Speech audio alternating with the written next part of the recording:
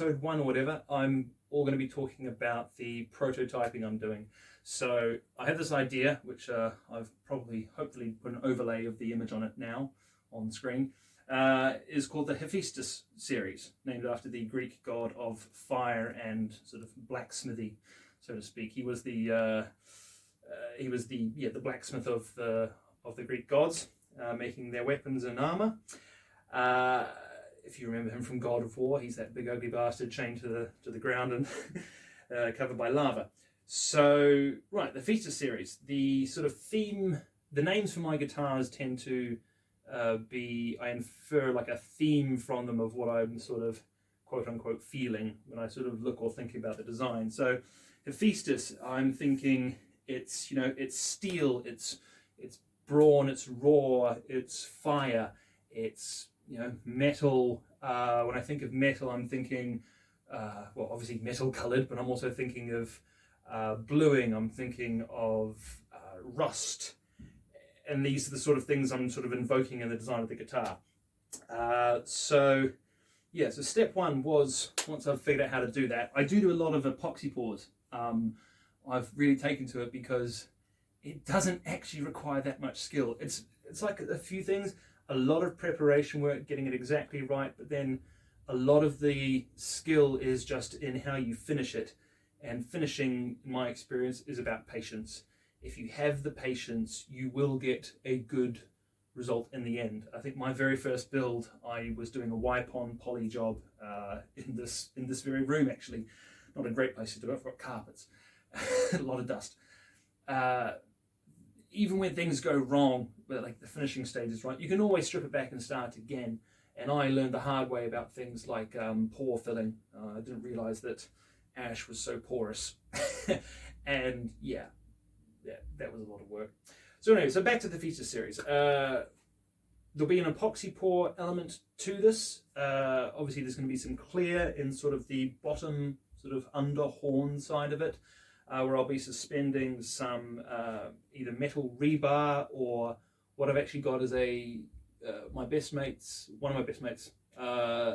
brothers does a lot of metalwork for art and things like that, and he has knocked together pretty much exactly what I had in my head, which I'm really happy about. It's sort of to me, I think of, if you've ever played Destiny 2, and you think of the Vex, and you think about how on the planet Nessus, sorry, it's a video game thing, on the planet Nessus, there is essentially a transmogrification happening to the planet where something organic is being slowly, bit by bit, replaced with machine and metal and steel.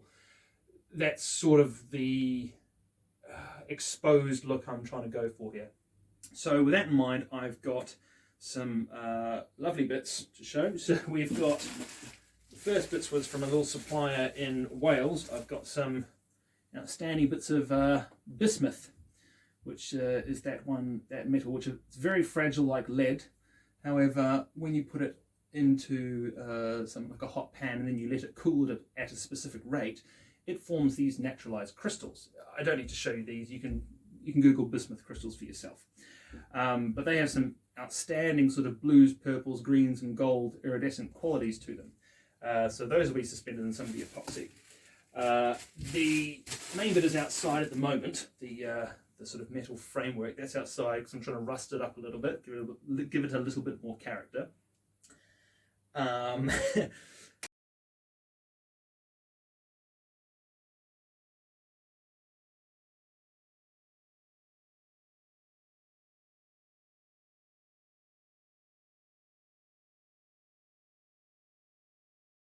All right, design time. So this is what I've been knocking up so far. Bear with me. So looks like a bit of a mess. So I've got a lovely bit of live edge English ash, which I still need to use. And I'm going to use it, and boy am I going to use it.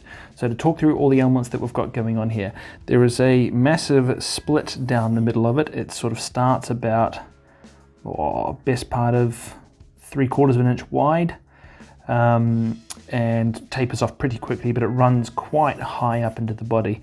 So that's going to need an epoxy pour first of all. So if we're going to put epoxy in, we're going to make it stylish. I've got a delightful blood red transparent one that comes from Resonate, and I'm going to use that because I used it on my Yeti base and it just looks exceptional. So that'll take care of the crack. Once we've got that done, we have outstanding grains and character. There's all sorts of spalting and things like that going on all over the spot, all over the shop. There might be a knot down here, I think, as well. I think it'll look gorgeous. And we've got a live edge to it, right? This green bit down here, that's the live edge. Also, considering what I want to do to it is, I'll talk through a bit more in another video about the inspiration and the themes running through my head, but this is sort of an after. So we're going to have a couple of P90 pickups because I play blues and rock, and that's what I want. I've always wanted a Telecaster, and I've always wanted to have P90s. So this is as good an excuse as any. Probably a standard bridge, Tune-O-Matic type thing, or maybe a body through tremolo. I'll see how I get on. I haven't really decided on that yet. So we will have our live edge, which will have sort of a muddy, almost like sooty water, so like a very dark blackish green, right? That'll be an epoxy pour there to round out the rest of the body. We'll have this lovely grain going through here. I'm going to ebonize that using stains and inks because either on their own doesn't do the trick. I've done some experimenting. Down here we're going to have this entire section here, the bottom horn, gone, right? Just going to rip it off, gone, disappear. In that void, I'm going to place this, which I've had commissioned from a friend, his brother, a guy called Richie Eames. He has knocked this up. It's exactly what was in my head. I sent him the measurements and they are precise. Lovely rusting up here. We've got some bluing going on, which I'll enhance with my blowtorch. That will essentially be in there like that. Okay, and then the horn, this obviously isn't to scale. The horn will then come out around there. We'll chop that off. Once that's in there, bismuth crystals, all right, which I've just gotten, heavy and brittle. Those will sort of all be mounted in there, coming out of the wood and in and around as best I can the metal. Pretty hard to drill the stuff without cracking it, but you never know, maybe if it cracks I can shower it in all sorts of different angles. Yeah, and then we're going to ebonize that, and so a few tests to kind of prove the theory of what I'm after. Is again another offcut from the ash. I had about 5 meters of it. There was nothing of size I could do with this.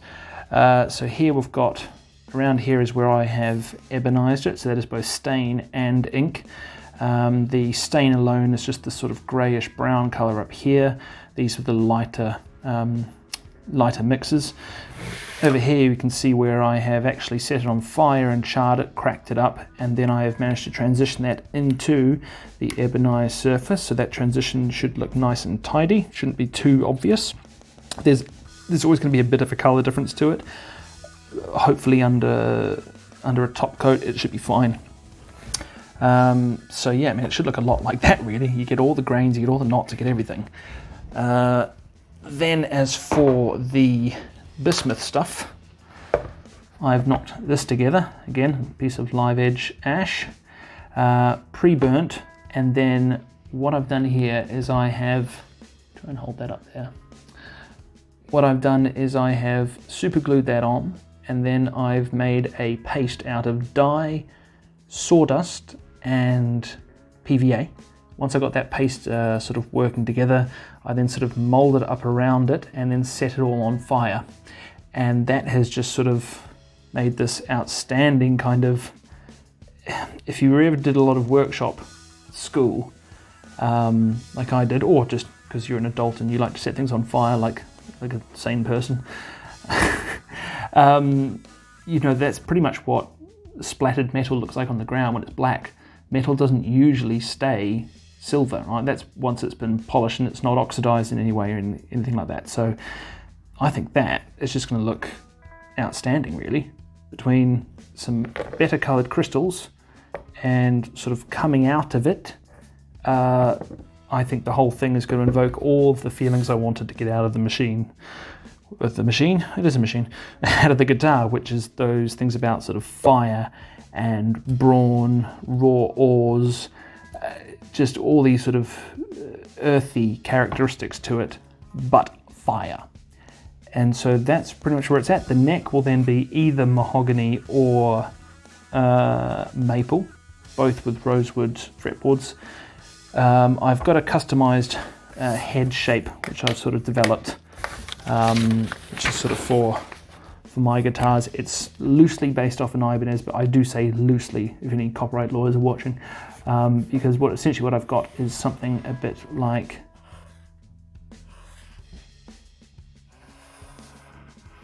this. It looks better than that. So that'll just all be, again, probably set on fire. I may put some oils around into that bit, oil the neck. We'll probably burn it as well. I'll do that proper shushoguban, if I'm saying that correctly. I can never remember how to say it. It's a proper tongue twister. I just hear shushoguban, shell seashells on the seashore. So yeah, I mean, I've never been the greatest physical artist when it comes to expressing my ideas. I normally do them digitally. So, however, I am not an experienced luthier, so I'm not doing this straight away. I'm going to do a prototype. I'm doing the prototype on a Jaguar body I've got up there, which I haven't found anything to do with. It is Sequoia, so I mean the grains and the way it takes on the stains and everything about it will be slightly different, but I mean once something's burnt, it's burned. And the epoxy is going to be about the same anyway. So I suppose there's nothing left to do except crack on and let's go make a prototype. What we've done here is we have taken a Jaguar body of Heartwood Sequoia. We have scorched the crap out of it. I've actually charred it properly with just a little homemade blowtorch. So we scorched it, and then after that what did we do? Why am I saying we? So then the whole thing was I drilled down and inserted in some old steel rebar, which was all nicely rusted up. Super glued in a piece of the bismuth, and then suspended the whole thing in epoxy to try and protect the char. The planing afterwards, and I had some bubbling issues, but fine. It's like a bad haircut. You can just style it out sometimes. So that's where this one's at the first stage. So we'll probably cut to another video in a second where I'll get a more detailed view, because you're not going to be able to see a lot because of how cloudy the unfinished surface is. So you're not going to get a good idea of what's actually going on underneath this until I apply some white spirits, and that should hopefully let us cut through and see roughly what it's going to look like. Right, so my setup is all over the place. I promise it'll be better in the next video, where everything should be done on one device. These videos here were done on 2 different devices with 2 different microphones and 2 different bits of software. Even right now, I can't seem to get a quick short video out of my microphone. I'm having to use my work headset. What a shambles. Anyway, so after this, what kind of happened is I was waiting for weeks and weeks and weeks for my spindle sander to arrive so that I could finish the edges on the Jaguar and then, you know, start actually building a guitar out of the body I had made. Long story short, that was a month ago, and it's now hopefully coming next week. It's a whole palaver. So actually what I ended up doing is I took the learnings from everything I had done to get the body to that stage, combining with my experience with epoxies and other guitars as well, and I just went ahead and started making Hephaestus for real. I will still finish the prototype and turn it into a proper guitar and give that to a friend. However, in the meantime, we're just going to, next video, cut straight into me building Hephaestus. The only other thing there being that I also managed to lose a little bit of the footage, so it's going to be a combination of photos and some videos. But yeah, anyway, God, YouTubing's hard.